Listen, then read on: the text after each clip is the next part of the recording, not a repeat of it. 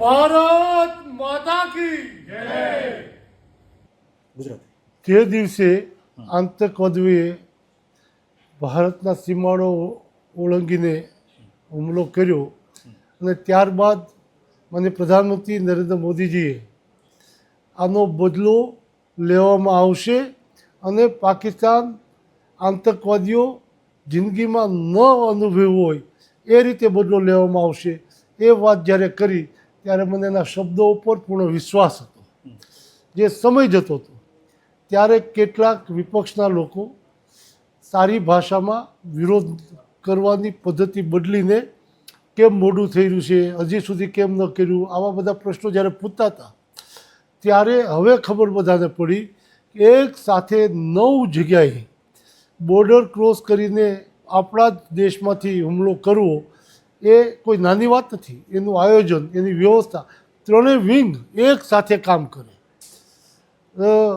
જળ સંચય મંત્રી, ગૃહમંત્રી ઇન્ટરનલ ભારતની અંદર કોઈ ગડબડ ન થાય એની ચિંતા કરે, જળમંત્રી પાણી રોકવા માટેની કામ કરે. એ બધા જ સંકલન કરીને પાકિસ્તાનને ઘેરવા માટેનો જે પ્રયાસ હતો એના માટેનો સમય હતો.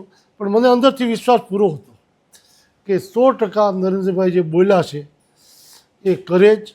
એને ભૂતકાળમાં પણ જ્યારે સંગઠન હોય, સરકાર હોય, રાજ્ય સરકાર હોય કે કેન્દ્ર સરકાર હોય, જ્યારે બોલે છે તો એ કરે છે. અને એટલા માટે તો લોકો બોલે છે મોદી હે તો મુમકિન હે.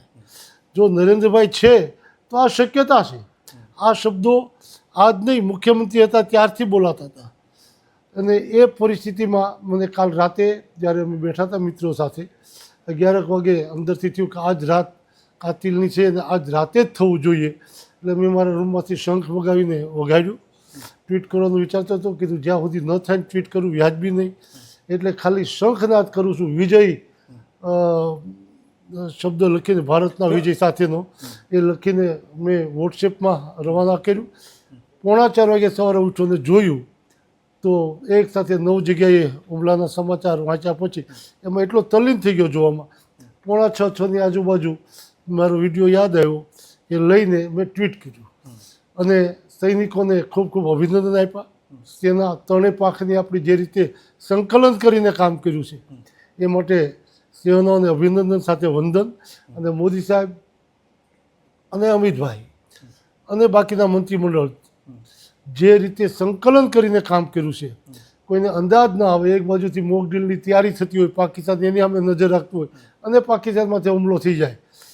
આ વ્યૂહ અને સફળતા માટે ભારતની તમામ જનતા ખુશાલ છે.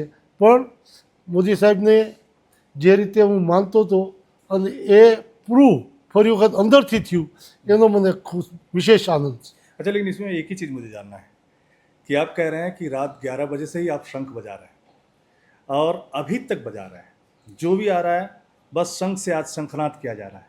तो आपको पता चल गया था या भीतर से एक इंस्टीट्यूशन आ रहा था कि ऐसा कुछ होगा ही? नहीं, मुझे अंदर से हो रहा था, मोदी साहब पर जो विश्वास था कि अभी इतने दिन हुए हैं. ये संजोग से बजाया आपने रात को कल? मैं अंदर से आया कि आज होगा ही. और मोदी साहब जिस तरह से व्यू लेके समय लेते हैं तो इनका समय आज ही पूरा होगा, मुझे अंदर से हो रहा था. और मैंने शंख भगा के बजाना शुरू किया. और आज भारत माता की जय भी नारा खूब लगा रहे हैं आप? भारत माता की जय तो वैसे भी बुलाते हैं, लेकिन आज बुलंदता से बोलते हैं बुलंदता से बोलो। भारत माता की जय.